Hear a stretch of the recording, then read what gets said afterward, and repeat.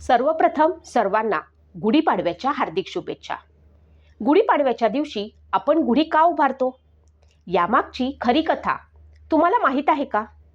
हा सण फक्त नवीन वर्षाची सुरुवात नाही, यामागे एक इतिहास आहे जो फार कमी लोकांना माहीत आहे. महाभारतातील आदिपर्वामध्ये उपरिचर नावाच्या राजाने इंद्रामार्फत त्याला मिळालेली कळकाची काठी इंद्राला नमन म्हणून जमिनीमध्ये रोवली आणि दुसऱ्या दिवशी त्या काठीची पूजा केली. हा दिवस होता चैत्र महिन्यातील पहिला दिवस, म्हणजेच नवीन वर्षाचा पहिला दिवस, म्हणून गुढीपाडवा साजरा करतात. तसेच ब्रह्मदेवानं या दिवशी विश्व निर्मिले असे सांगितले आहे. ब्रह्मदेवाने सृष्टी निर्माण केली तो हाच पवित्र दिवस असल्याचे मानले जाते. पुढे सतयुगाची सुरुवात झाली आणि म्हणूनच नूतन वर्षारंभ म्हणून चैत्र शुक्ल प्रतिपदा म्हणजेच गुढीपाडवा साजरा केला जातो असे म्हणतात. एका कथेप्रमाणे भगवान विष्णूंनी मत्स्य रूप धारण करून शंखासुराचा वध केला. त्या मत्स्यरूपी विष्णूचा जन्म चैत्र शुद्ध प्रतिपदेचा असल्याचे सांगितले जाते. शंखासूर नावाचा सागरापासून उत्पन्न झालेला बलाढ्य राक्षस होता. या राक्षसाने जबरदस्तीने वेधहरण केले व तो सागराच्या तळाशी दडी मारून बसला. तेव्हा देवी देवता ऋषी मुनींनी क्षीरसागरामध्ये योगनिद्रेत असलेल्या भगवान विष्णूंना जागृत केले आणि शंखासुरास धडा शिकवण्याची विनंती केली. भगवान विष्णूंनी मत्स्यरूप धारण केलं आणि ते शंखासुराचा शिरच्छेद करणार. इतक्यात शंखासूर म्हणाला, भगवान, आपल्या हातून मज मरण यावे याकरिताच मी वेद पळवले. आपण माझा वध अवश्य करावा, परंतु माझी एक इच्छा आहे की माझे कलेवर तुम्ही नेहमी आपल्या डाव्या हातात धारण करावे. तसेच माझ्या कलेवराच्या स्पर्शाच्या जलाने आपणास स्नान केल्याखेरीज आपली पूजा पूर्ण होणार नाही, असा मला वर द्यावा. तेव्हा भगवान विष्णूंनी तथास्तु म्हटले आणि शंखासुराचा वध केला. त्या दिवसापासून विष्णूंनी हातात शंखास धारण केले. तर शालिवाहन नावाच्या कुंभाराच्या मुलाने शंखाचा पराभव करण्यासाठी 6000 मातीच्या सैनिकांचे पुतळे तयार केले व त्यात प्राण घालून त्यांच्या सहाय्याने याच दिवशी शंखाचा पराभव केला, अशी आख्यायिका प्रचलित आहे. याच शालिवाहन राजाच्या नावाने नवीन कालगणना शालिवाहन शक चालू झाला. तर एका आणखी कथेप्रमाणे प्राचीन मानवाने जेव्हा देवाची कल्पना केली आणि पूजा करण्यास सुरुवात केली, तीच देवीच्या अर्थात स्त्रीच्या रूपात सुरू झाली. ती स्त्री म्हणजे आदिशक्ती, आदिमाता पार्वती असे मानले जाते. माता पार्वती आणि शंकरांचे लग्न पाडव्याच्या दिवशी ठरले. पाडव्यापासून तयारीला सुरुवात होऊन तृतीयेला लग्न झाले. पाडव्याच्या दिवशी पार्वतीच्या शक्तिरूपाची पूजा करतात. यालाच चैत्र नवरात्र असे म्हणतात. लग्नानंतर नवमीला योगिनींची अधिपती म्हणून माता पार्वतीची अभिषेक झाला. माता पार्वती लग्न झाले की माहेरवाशीन म्हणून त्या महिनाभर माहेरी राहतात. तेव्हा त्यांचं कौतुक म्हणून चैत्र गौरीचे हळदी कुंकू केले जाते.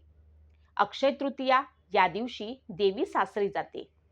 श्रीराम अयोध्येला परत आले म्हणून हा सण साजरा केला जातो असेही म्हणतात. प्रभू रामचंद्रांनी 14 वर्ष वनवास भोगून लंकाधिपती रावण व राक्षसांचा पराभव करून या दिवशी अयोध्येत प्रवेश केला.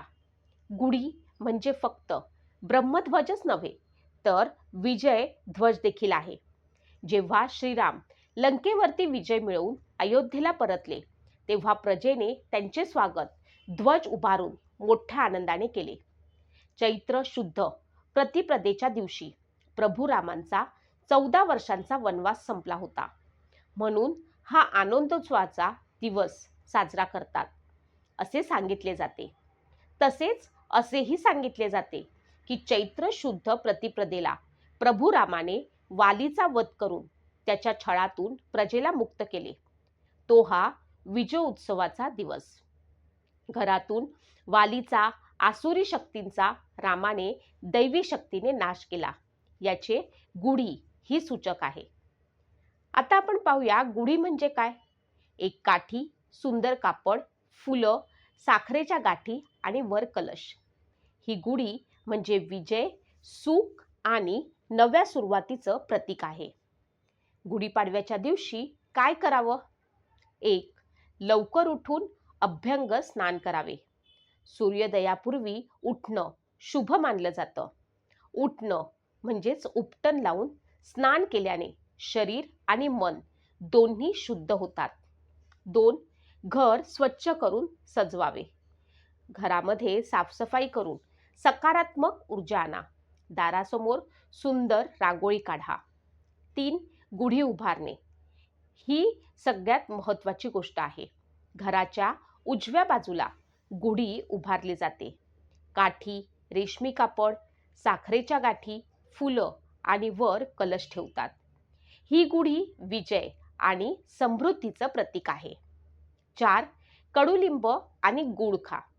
कडू आणि गोड यांचा संगम म्हणजे जीवनाचा अर्थ, सुख आणि दुःख दोन्ही स्वीकारण्याचा संदेश मिळतो. 5. पारंपरिक पदार्थ बनवा. पुरणपोळी, श्रीखंड, बटाट्याची भाजी, काकडी, कोशिंबीर. कुटुंबासोबत जेवणाचा आनंद घ्या. 6. पूजा आणि प्रार्थना करा. देवाची पूजा करून नवीन वर्षासाठी आशीर्वाद घ्या. कुटुंबाच्या सुख आणि शांतीसाठी प्रार्थना करा. 7. कुटुंबासोबत वेळ घालवा. सण म्हणजे एकत्र येणं. नाते मजबूत करण्यासाठी हा दिवस खास आहे.